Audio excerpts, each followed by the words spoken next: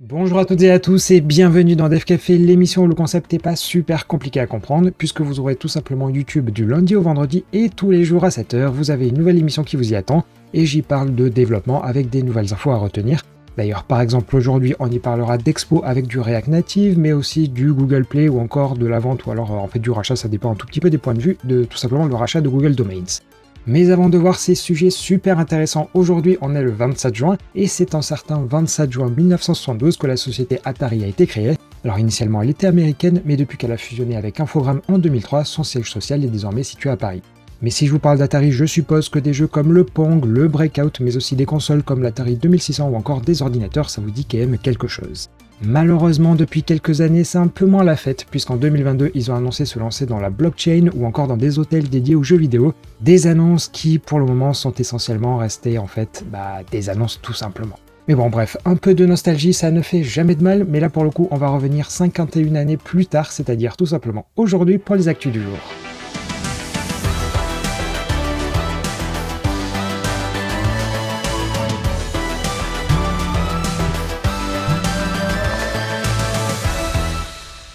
On commence ces actus par une info qui à mon avis ne va pas concerner grand monde, mais ces derniers temps je vous ai parlé de quelques distributions Linux qui existent pour vos smartphones, et je vous avais dit que les téléphones les plus populaires pour tester un peu tout ça, c'était tout simplement les PinePhone. Mais ensuite, comme tout bon Linux, il faut trouver la bonne distribution, et si Mobian et PostMarketOS sont les deux plus connus, il y en a bien d'autres comme Manjaro, Sailfish ou encore Arch Linux. Et la petite info du jour, c'est que vous n'avez absolument pas besoin de tout télécharger et de les mettre une par une sur une carte SD, car tout simplement quelqu'un a réussi à tout faire rentrer sur une seule carte SD avec toutes les images que je vous montre ici, voire même plus parce qu'il y en a 23. L'idée c'est que vous cliquez sur la distribution qui vous intéresse et quelques secondes plus tard ça boot et vous pouvez alors jouer avec. Par contre, vous voyez que l'article date du début du mois, mais ça n'est malheureusement toujours pas disponible, mais bon, je vous dirai quand ce sera bel et bien disponible pour le coup. On continue pour rester dans le mobile et plus particulièrement sur React Native et vous connaissez forcément Expo mais par contre peut-être un peu moins Config Plugin. Et pour la faire relativement courte et d'ailleurs comme le nom le laisse présager aussi, ça permet tout simplement d'ajouter des plugins natifs à vos projets sans que vous n'ayez à modifier quoi que ce soit. Ou alors si je vous le dis autrement, c'est une sorte d'installateur facilité. Et en l'occurrence, l'auteur de la solution est fier de nous annoncer qu'il travaille sur un plugin qui gérera sur iOS les widgets, les app clips et les extensions pour Safari et le partage. Bon par contre, il faudra bien coder ça en Swift ou en Objective-C, mais l'idée c'est que vous n'avez aucune configuration à faire. Par contre attention, et c'est bien précisé sur le repo, c'est encore expérimental et ça ne fait pas encore officiellement partie d'Expo. On poursuit, je suis tombé sur ce site relativement intéressant qui vous permet de comparer les frameworks de type Declarative UI. Alors juste pour rappel, c'est le fait de coder son interface directement dans le code sans passer par des fichiers externes en YAML, en XML ou alors peu importe le type de fichier. Et en l'occurrence ici, vous allez pouvoir comparer du Jetpack Compose avec du SwiftUI, du Flutter et même du React. Et à chaque fois, vous avez plusieurs exemples comme la saisie utilisateur, itérer sur les listes ou encore faire du rendu conditionné. Bien sûr, l'idée ici, c'est pas forcément de dire que tel ou tel est le meilleur, mais en tout cas, ça vous permettra de facilement comparer les syntaxes. On poursuit sur ce volet mobile et 3 semaines après, j'ai encore des infos à vous donner sur la WWDC, c'est dire à quel point Apple avait mis le paquet cette année. Et en l'occurrence ici, on va évoquer les nouveautés qui concernent les abonnements sur l'App Store. Tout d'abord, je vous en avais en partie parlé, mais la bonne nouvelle, c'est que lorsque vous avez besoin de vendre des abonnements ou des paiements in-app, Apple fournit directement des vues en SwiftUI pour vous éviter de coder tout ça.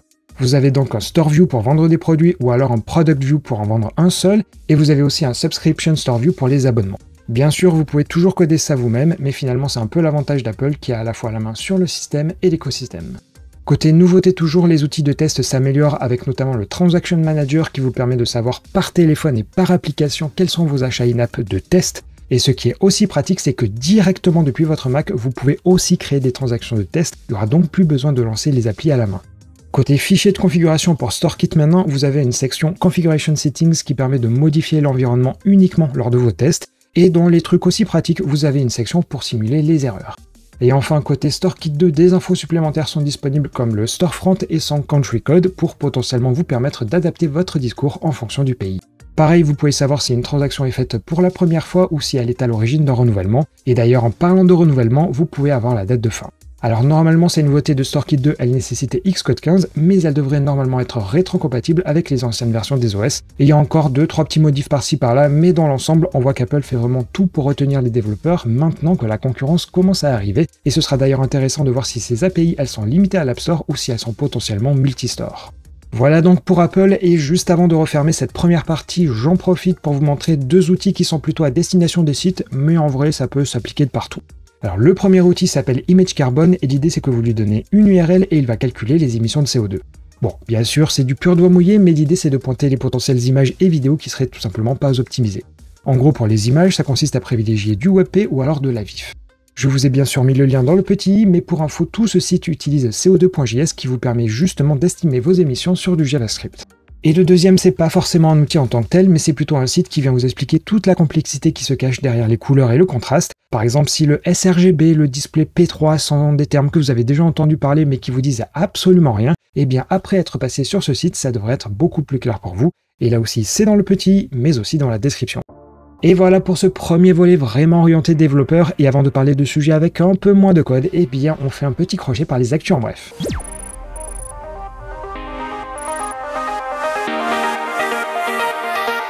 Serait-ce le futur de l'informatique? En tout cas, les étudiants de l'université de Harvard sont invités à passer par un instructeur virtuel pour leur cours d'introduction à l'informatique. L'université justifie son choix pour avoir non seulement des professeurs disponibles 24/24 et permettre à chacun d'apprendre à son rythme et avec son style. Toujours dans le domaine de l'IA, en janvier, Jacob Devlin, qui est un éminent chercheur de chez Google, avait quitté l'entreprise après s'être plaint de la manière dont Bard était entraîné. Il est alors allé chez OpenAI pour finalement retourner chez Google il y a quelques jours, malgré le fait que ses plaintes en interne aient été rendues publiques. Sur un aspect plus concret maintenant, HarmonyOS 3, le système d'exploitation qui arrivera bientôt sur les smartphones de Huawei, comporte quelques nouveautés intéressantes comme le partage de connexion automatique entre un téléphone ou une tablette, ou encore le fait de recevoir des SMS sur un grand écran. Mais HarmonyOS est aussi un système qui fonctionne sur les voitures et le streaming d'applications des smartphones sur l'écran est une réalité. Pour les autres nouveautés, je vous invite à aller voir le lien en description. Ensuite, la semaine dernière, le Premier ministre de l'Australie a officiellement demandé à ses concitoyens d'éteindre leur téléphone au moins une fois par jour pour des raisons de cybersécurité. En effet, cela arrête toutes les applications et les processus en arrière-plan, et cette bonne pratique est validée par des chercheurs mais aussi la fameuse NSA. Et enfin, à quoi bon parler d'économie d'énergie et de dérèglement climatique quand on voit que lors d'un festival, la chaîne Domino's a livré des pizzas par jetpack. Très fier de sa prouesse, la société en a fait une vidéo et communique dessus. Mais à 480 000 $ le costume, sans parler des coûts en carburant, ça fait cher, vraiment très cher le petit bout de pizza. On reprend en évoquant rapidement une affaire que je vous avais déjà expliquée, à savoir le champ Madame ou Monsieur qu'il y a lorsque vous achetez un billet de train avec la SNCF. Et en effet, on vous demande obligatoirement si vous êtes un monsieur ou une madame lors de l'achat, ce qui déplaît à une association qui lutte contre les discriminations LGBT-phobes. Alors si je vous fais très rapidement l'histoire, une plainte a été déposée à la CNIL mais a été refusée, et on en est maintenant devant le Conseil d'État, mais lui-même avoue ne pas être suffisamment compétent sur le sujet. Et à l'époque où je vous en avais parlé, il était question de demander directement à la Cour de justice européenne de statuer, et c'est justement ce qui a été validé et qui fait aujourd'hui l'objet de ce suivi. Mais ce problème de Madame-Monsieur, ça va au-delà du cadre de la SNCF, car si c'est reconnu en tant que tel, ça voudrait dire qu'il faudrait désormais proposer tous les choix possibles dans vos formulaires. Mais derrière tout ça, si l'État est aussi frileux, c'est parce que beaucoup de formulaires administratifs devraient potentiellement être refaits, tout comme des courriers ou alors des statistiques. Bref, ça demanderait un travail vraiment énorme, et d'une certaine manière, la CNIL a bien raison de renvoyer le bébé, tout comme le Conseil d'État, histoire d'éviter la grogne. En tout cas, rien n'est fait car ça va bien prendre plusieurs mois avant que le Conseil d'État ne puisse ensuite décider, donc surtout, ne vous affolez pas, mais commencez quand même à vérifier vos formulaires, sait-on jamais. Allez, on poursuit et on revient un peu sur le rachat de Google Domains par Squarespace, et je vous apprends pas que ça a quand même étonné beaucoup de monde. Alors je vous préviens, je vais pas vous donner les raisons qui ont poussé Google à faire ce rachat, car tout simplement, on ne les connaît pas. Mais il y a quelques infos intéressantes à mettre dans la balance. Déjà, vous pouvez voir que ce n'est pas forcément un problème de position sur le marché, car depuis la mi-2022, ils sont juste derrière GoDaddy et Namecheap.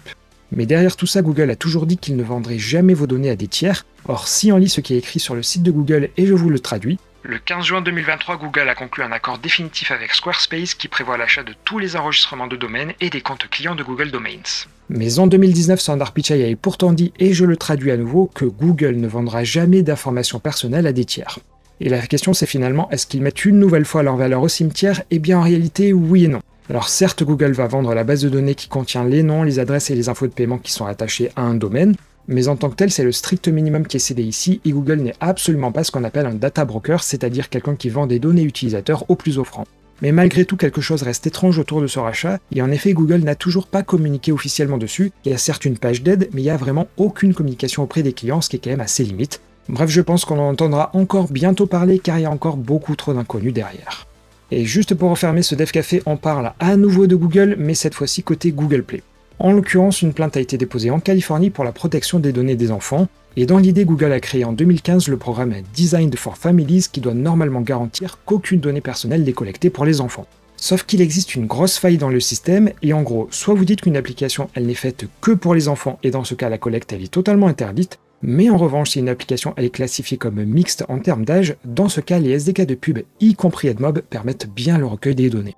Et en 2021, suite à un procès, Google avait bien tenté de clarifier ces guidelines pour bien inciter à catégoriser les applications correctement, et bon, la faille ça reste toujours là car des guidelines, eh bien ça reste des guidelines et on peut les contourner. Et c'est pour ça qu'une nouvelle plainte a été déposée et qu'un procès de plus vient enrichir la belle collection du département juridique de Google. Et voilà, c'était tout pour les infos de ce mardi, et d'ailleurs j'ai tourné exceptionnellement la vidéo un peu plus tôt aujourd'hui, alors j'espère que je suis pas passé à côté d'une breaking news, mais bon, au pire, on rattrapera ça dès demain. En tout cas, n'hésitez pas à faire un like sur la vidéo si vous avez aimé le contenu, mais aussi à la partager car petit à petit les vidéos font de plus en plus de vues. Et pour ma part, eh bien, je vous l'ai déjà dit, mais on se retrouve dès demain matin 7 h, et en attendant, eh bien, je vous souhaite une très belle journée.